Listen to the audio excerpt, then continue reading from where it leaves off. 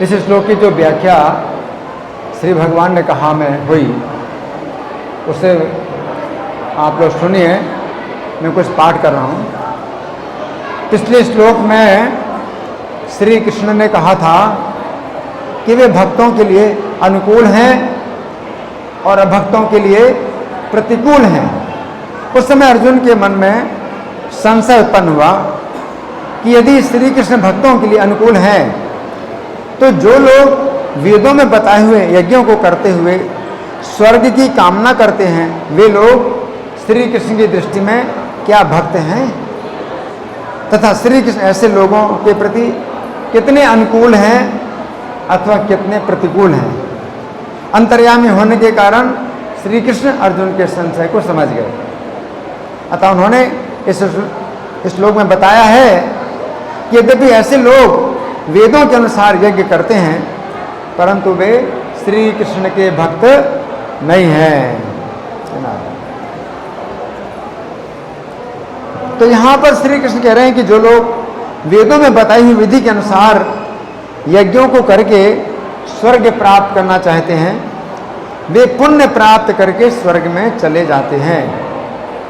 भागवत के 10वें स्कंद के अंतर्गत अध्याय संख्या 23 में वर्णन आता है कि जिस स्थान में श्री कृष्ण अपने बाल सखाओं के साथ गौ में चरा रहे थे उस स्थान पर कुछ कर्मकांडी ब्राह्मण स्वर्ग की प्राप्ति के लिए यज्ञ कर रहे थे।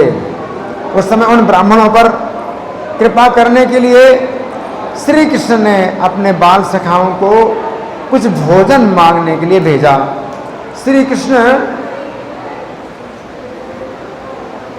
उन ब्राह्मणों को अवसर देना चाहते थे कि वे जिस स्वर्ग को प्राप्त करने के लिए यज्ञ कर रहे हैं उस स्वर्ग से श्रेष्ठ श्री कृष्ण का धाम है जिसे वे श्री कृष्ण की सेवा करके प्राप्त कर सकते हैं।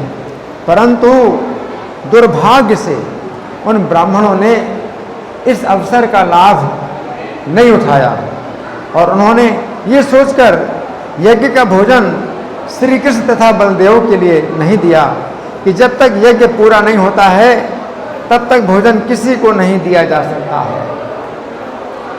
वे ब्राह्मण भूल गए कि श्री कृष्ण तथा बलदेव सामान्य मनुष्य नहीं है। स्वर्ग की कामना ने उनके ज्ञान को इतना अधिक ढक दिया कि वे श्री कृष्ण की सेवा के अधिकार से वंचित रह गए। श्री कृष्ण के बाल सखाओं ने उन ब्राह्मणों से कहा, हे पृथ्वी के देवताओं, आप लोग कृपया हमारी बात सुने। हम श्री कृष्ण तथा बलदेव के आदेश से आप लोगों के निकट आए हैं। हम लोग आपका कल्याण चाहते हैं। श्री कृष्ण तथा बलदेव यहाँ पर कुछ दूरी पर अपनी गौएं चरा रहे हैं। वे भूखे हैं तथा वे चाहते हैं कि आप उन्हें अपने पास से कुछ भोजन दें। हे ब्राह्मणों, आप लोग धर्म के ज्ञाताओं में श्रेष्ठ हैं। यदि आपकी श्रद्धा हो तो उनके लिए कुछ भोजन दे दें। ये बात तो श्री कृष्ण के बाल सखाओं ने उन ब्राह्मणों से कही, परंतु वे ब्राह्मण वेदों के कर्मकांड में आसक्त होने के कारण ठीक से प्रबुद्ध नहीं थे। अतः उन्होंने बाल सखाओं की बात का कोई उत्तर नहीं दिया। वे श्री कृष्ण तथा बलदेव के पद को नहीं समझते थे।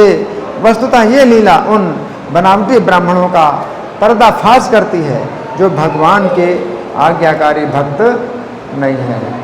तो यहाँ समझने वाली बात यह है कि भगवान कह रहे हैं कि लगता तो है कि भाई ये वेदों के पक्के अनुयायी हैं।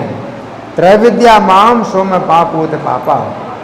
त्रैविद्या माने 3 वेदों में कहे हुए जो अनुष्ठान हैं तो उनको करते हैं और माम इष्टवा मेरी पूजा करते हैं।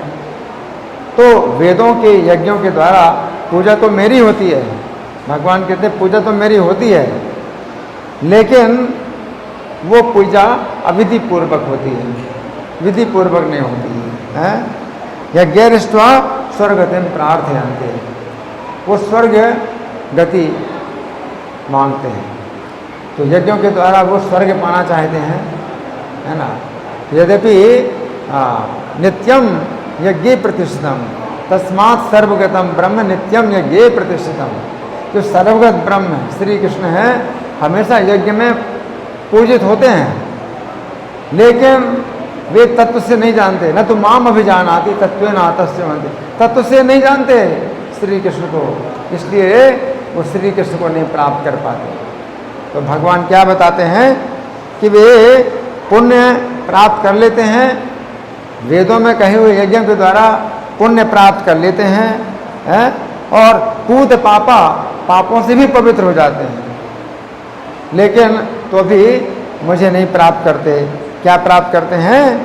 स्वर्ग प्राप्त करते हैं। और स्वर्ग की प्राप्ति एक प्रकार से अनिष्ट है, क्योंकि स्वर्ग में आप जाएंगे और वहाँ से फिर क्या होगा? नीचे गिरेगा। उससे अच्छा ना जाओ।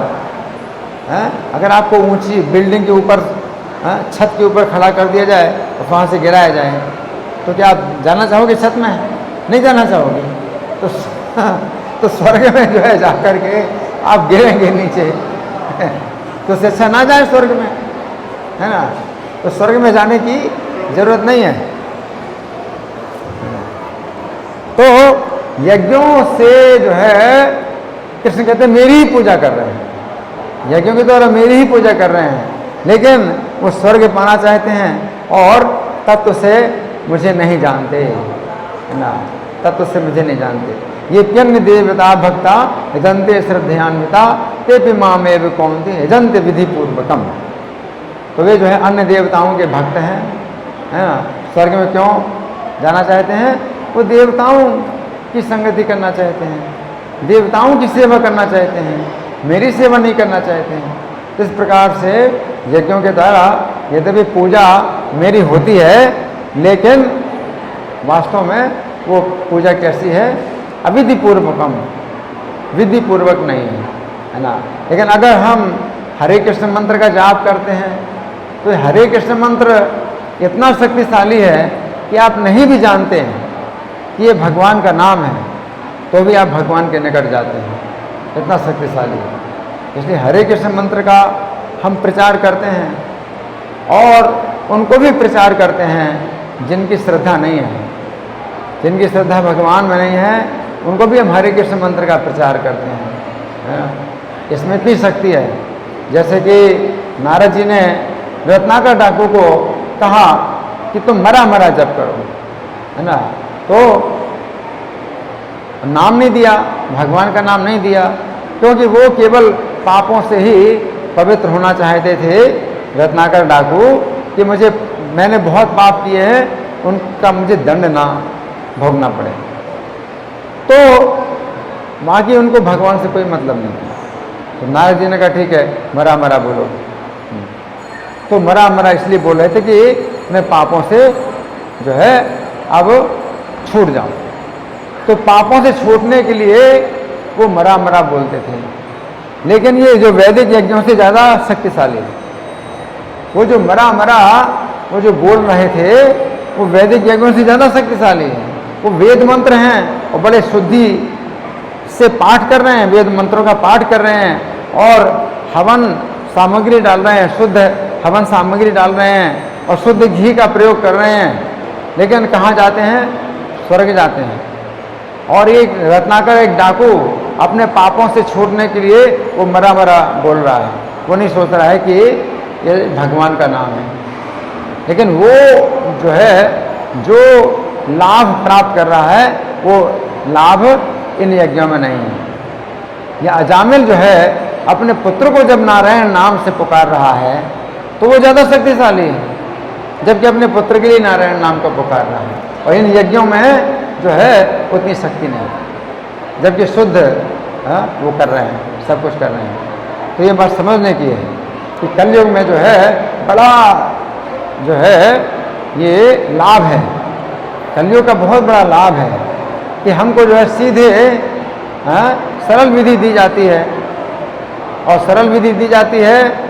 अश्रद्धालु को भी हम नाम देते हैं, नाम की महिमा नहीं बताते, नाम देते हैं, है ना। अश्रद्धालु हैं तो उनको भगवत प्रेम नहीं चाहिए, तो हम ये कहेंगे कि इससे भगवत प्रेम मिलेगा, तो ये अपराध है। अश्रद्धालु है, वो भगवान के प्रति उसकी श्रद्धा नहीं है, तो हम क्या कहते हैं, ये मंत्र है, इस मंत्र का जाप करो। अब आजकल तनाव की बहुत समस्या है, मानसिक तनाव बहुत ज़्यादा है, तो मंत्र का जाप कहते हैं, ये हरे कृष्ण मंत्र का जाप करो, आपका मानसिक तनाव दूर हो जाएगा। तो ये भी जो है एक अच्छा तरीका है कि उनको जो है नाम की शब्द ध्वनि जो है सुनने को मिलती है। इतनी शक्तिशाली है नाम की शब्द ध्वनि, इससे चेतना शुद्ध कर देता है। ये नाम की शब्द ध्वनि चेतना को शुद्ध कर देती है, और जब चेतना शुद्ध होती है तो उनके अंदर जिज्ञासा पैदा होती है, आत्म तत्व की जिज्ञासा होती है कि हम कौन हैं, हम संसार में क्यों आए हैं, मनुष्य के जीवन का क्या लक्ष्य है, इस जीवन के बाद भी क्या जीवन होता है। तो ये सब जो जिज्ञासा हैं उनके अंदर पैदा हो सकती हैं, और भगवद गीता का जो है वो ज्ञान फिर सुनने के लिए तैयार हो जाते हैं। तो ये नाम जो है नामाभास भी जो है बहुत शक्तिशाली है, जिसमें कि नाम की आप जो है शक्ति नहीं जानते हैं, और आप फिर भी आप नाम बोल रहे हैं, है ना। तो वो जो है नामाभास भी बहुत शक्तिशाली है। अगर अपराध रहित आपका नाम होता है तो नामाभास भी बहुत शक्तिशाली है।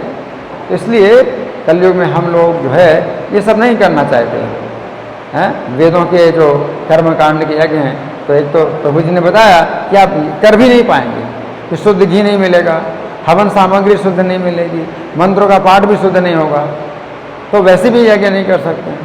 और अगर कर भी करते भी अगर यज्ञ करते भी, तो उन यज्ञों के द्वारा क्या प्राप्त होगा, अगले श्लोक में भगवान बताएंगे, गता गतम, स्वर्ग जाएंगे और फिर वापस आएंगे, फिर जाना और आना, यही प्राप्त होगा, जाना और आना, जाना और आना। जैसे छत में चढ़ो और फिर गिरो मुंह के बल तो चोट खाओ, फिर बाद में छत में चढ़ो फिर गिरो तो चोट खाओ, ये स्वर्ग में जाना और आना। तो क्या अच्छा है? अच्छा नहीं है ना।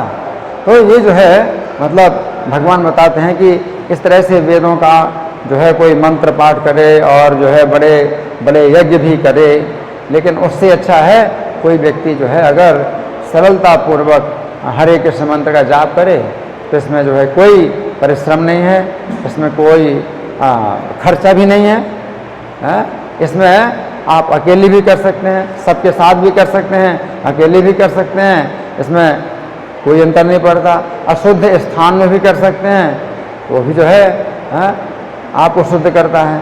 आप अशुद्ध समय में करते हैं तो भी ये शुद्ध कर देता है, समय को भी शुद्ध कर देता है, हर चीज़ को शुद्ध कर देता है, इसमें कोई विधि नहीं। तो सबसे ज़्यादा सरल यही विधि है। धन्यवाद। ग्रंथराज श्रीमद् भगवद गीता की जय, श्रील प्रभुपाद की जय। हरे कृष्णा।